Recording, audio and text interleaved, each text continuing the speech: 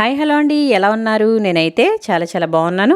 మీరందరూ కూడా బాగుండాలని మనస్ఫూర్తిగా కోరుకున్నాను. సుగుణ వంటింటికి స్వాగతం. ఈరోజు మన వంటింట్లో రోజ్ షర్బత్ అండి. అది కూడా ఇంట్లోనే ఈజీగా తయారు చేసుకోవచ్చు. ఇది వేసవిలో చల్లదానాన్ని ఇస్తుందండి. వేసవిలో కాకపోయినా మామూలుగా కూడా ఇది ఏ టైంలో తీసుకున్నా ఒంటికి చలవ చేస్తుంది. అలాగే చల్లగా హాయిగా ఉంటుందండి ఇది తాగినప్పుడు. మరి ఏ విధంగా తయారు చేసుకోవాలో చూసేద్దామా? Welcome back to my channel.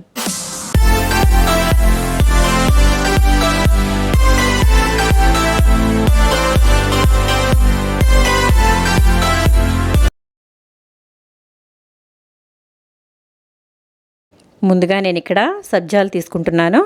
ఒక 2 స్పూన్ల వరకు సబ్జాలు తీసుకుని నానబెట్టుకోవాలి. మనం రోజ్ షర్బత్ తయారు చేసుకునే ముందు ఒక 10 నిమిషాల ముందు ఈ విధంగా సబ్జాలు అనేవి నానబెట్టుకుంటే సరిపోతుంది.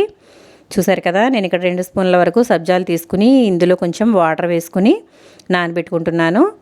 ఇవి త్వరగానే నానిపోతాయి. సబ్జాలు తీసుకోవడం వల్ల ఆరోగ్యానికి చాలా మంచిదండి. ఇది తీసుకోవడం వల్ల బరువు తగ్గుతారు, అలాగే ఒంట్లో చలువ చేస్తుందండి. ఇది వేసవికాలం అనే కాదు, ఏ సీజన్లో తీసుకున్నా కూడా ఒంటికి చలువ చేస్తుంది.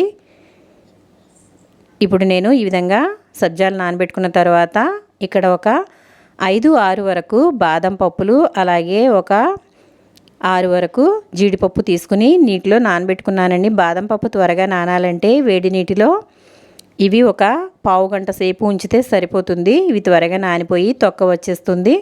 అలాగే సగ్గుబియ్యం తీసుకున్నానండి. సగ్గుబియ్యం ఉడికించుకున్నవి తీసుకున్నాను.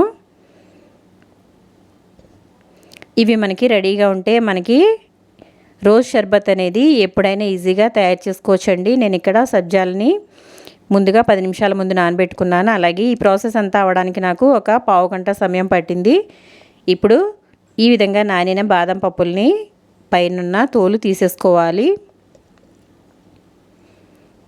ఇవి పూర్తిగా నానక్కర్లేదండి, తొక్క వస్తే సరిపోతుంది. అందుకే నేను వేడి నీటిలో పావు గంట ముందు నానబెట్టాను. చక్కగా నానిపోయి ఈ విధంగా తొక్క అనేది ఈజీగా వచ్చేస్తుంది. ఇప్పుడు ఈ విధంగా తొక్క తీసుకున్న తర్వాత ఒక మిక్సీ జార్లో ఈ పప్పులు వేసుకోవాలి. ఈ విధంగా మనం పప్పులు అనేవి వేసుకోవడం వల్ల, జీడిపప్పు బాదం పప్పు వేసుకోవడం వల్ల మనకి షర్బత్ అనేది చక్కగా కొంచెం థిక్గా వస్తుందండి. అలాగే ఇక్కడ షుగర్ తీసుకుంటున్నాను. పంచదార కూడా మన స్వీట్ని బట్టి వేసుకోవచ్చు. నేను ఇక్కడ 1 స్పూన్ మాత్రమే వేసాను, ఎందుకంటే రోజ్ సిరప్లో షుగర్ ఉంటుంది కాబట్టి. అలాగే ఇక్కడ కాచి చల్లార్చిన పాలు తీసుకుంటున్నాను. ఈ పాలు కొంచెం మిక్సీ జార్లో వేసుకుని ఇప్పుడు ఇది మిక్సీ పట్టుకుందాము. ఇప్పుడు ఇది మెత్తని పేస్ట్ మాదిరిగా తయారు చేసుకోవాలి. ఇది పక్కన పెట్టుకుని స్టవ్ వెలిగించుకుని ఒక గిన్నె పెట్టుకున్నాను. ఇందులో 2 గ్లాసుల వరకు పాలు వేసుకుంటున్నానండి. మనకి రోజ్ షర్బత్ ఎంతమందికి అయితే కావాలో అన్ని గ్లాసుల వరకు పాలు వేసుకుంటే సరిపోతుంది. ఇప్పుడు స్టవ్ వెలిగించుకుందాము. ఈ పాలు కొంచెం సేపు కాగనివ్వాలండి. ఇది కొంచెం కాగిన తర్వాత ఇక్కడ నేను లైన్ డేట్స్ వారిది రోజ్ షర్బత్ తీసుకున్నాను. మీరు దీని ప్లేస్లో రోజ్ సిరప్ అయినా వాడుకోవచ్చు, లేదా రూహ్ అఫ్జా అయినా వాడుకోవచ్చు. ఏదైనా దగ్గర అన్నీ ఒకేలా ఉంటాయండి. ఈ విధంగా నేను ఇక్కడ ఒక 4 స్పూన్ల వరకు రోజ్ షర్బత్ అనేది తీసుకున్నాను. అంటే ఇది కూడా రోజ్ సిరప్ తీసుకున్నాను. మీకు ఇంకా కావాలంటే ఇంకొంచెం తీసుకోవచ్చు. ఇప్పుడు పాలు కాగుతున్నాయి కదా, ఇందులో మనం పేస్ట్ చేసి పెట్టుకున్న బాదం అలాగే జీడిపప్పు పేస్ట్ని ఇందులో వేసుకుని ఈ విధంగా బిస్కర్తో కలుపుకోవాలి. గరిటె అనేది పెట్టుకోవడం కన్నా ఈ విధంగా బిస్కర్తో తిప్పుకోవడం వల్ల చక్కగా కలుస్తుంది, అడుగంటకుండా ఉంటుంది. ఇదంతా కూడా ఈ విధంగా బాగా కలుపుకోవాలి. ఇది కొంచెం సేపు సిమ్లో పెట్టి ఉడికించుకోవాలి. ఆ విధంగా ఉడికించుకోవడం వల్ల బాదం అలాగే జీడిపప్పు పేస్ట్ అందులో కలిసి చాలా టేస్టీగా ఉంటుంది. పాలు కూడా చిక్కపడతాయి. ఇప్పుడు ఇది కొంచెం కాగిన తర్వాత ఇందులో మనం రోజ్ సిరప్ వేసుకుందాము. ఇదంతా కూడా ఇందులో వేసుకుందాము. చాలామంది ఇది ఇంకొంచెం కలర్ రావడానికి ఫుడ్ కలర్ కూడా యాడ్ చేస్తూ ఉంటారు. ఫుడ్ కలర్స్ అవన్నీ వాడే కన్నా మనం ఒరిజినల్ కలర్లోనే ఒరిజినల్ టేస్ట్తో తీసుకున్నట్లయితే హెల్త్కి హెల్త్, అలాగే టేస్ట్ కూడా బాగుంటుంది. కలర్ కోసం చూస్తే మనం ఫుడ్ కలర్స్ అవి ఈ మధ్య వచ్చేవి చాలా మటుకు కెమికల్స్ ఉంటాయండి, అవన్నీ వాడకూడదు. కాబట్టి మనకి తప్పదు అనుకున్నప్పుడు వాడడంలో తప్పులేదు, కానీ అవి కొంచెం అవాయిడ్ చేయడమే మంచిది. కాబట్టి నేను మాత్రం ఏ కలరు వాడటం లేదు, ఇది ఒరిజినల్ కలర్లో మాత్రమే చేస్తున్నానండి.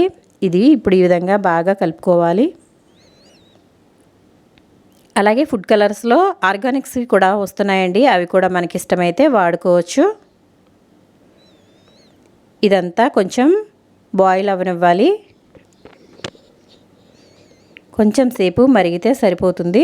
మనకి కాచి చల్లార్చిన పాలే తీసుకున్నాం కాబట్టి కొంచెం కాగితే సరిపోతుంది. ఈ విధంగా కొంచెం కాగుతున్నప్పుడు ఇందులో మనం ఉడికించి పెట్టుకున్న సగ్గుబియ్యం వేసుకుందాము. సగ్గుబియ్యం వేసుకోవడం వల్ల టేస్ట్ అనేది చాలా బాగుంటుందండి. ఇప్పుడు ఇదంతా కూడా గడ్డలు అనేవి లేకుండా చక్కగా కలుపుకోవాలి. ఇది ఫలూదాని మించిన టేస్ట్ ఉంటుందండి. అలాగే ఫ్రిడ్జ్లో పెట్టి కూల్గా సర్వ్ చేసుకున్నట్లయితే చాలా బాగుంటుంది. పిల్లలు పెద్దలు అందరూ కూడా ఇష్టపడతారండి. అలాగే ఒంటికి చలువ చేస్తుంది. ఇందులో మనం తీసుకునేవన్నీ కూడా హెల్త్కి మంచివే కాబట్టి చలువ చేసే పదార్థాలు చాలా ఉన్నాయండి. కాబట్టి సమ్మర్లో ఇది కూల్గా తీసుకున్నట్లయితే ఆస్వాదిస్తారు పిల్లలు పెద్దలు కూడా. అలాగే ఒంటికి కూడా చలువ చేస్తుంది. మనం సగ్గుబియ్యం ఉడికించి తీసుకున్నాం కాబట్టి ఇది ఎక్కువసేపు ఉడకక్కర్లేదు. ఎక్కువ ఉడికినట్లయితే ఇవి కలిసిపోతాయండి, సగ్గుబియ్యం కరిగిపోతాయి కదా. కాబట్టి కొంచెం మరిగితే సరిపోతుంది. చూసారు కదా, ఈ విధంగా ఒక పొంగు రానిస్తే సరిపోతుంది. ఇప్పుడు మనం స్టవ్ ఆఫ్ చేసుకుందాము.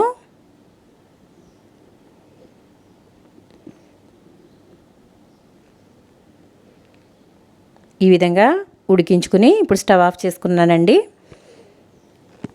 ఇది పూర్తిగా చల్లారిపోనివ్వాలి.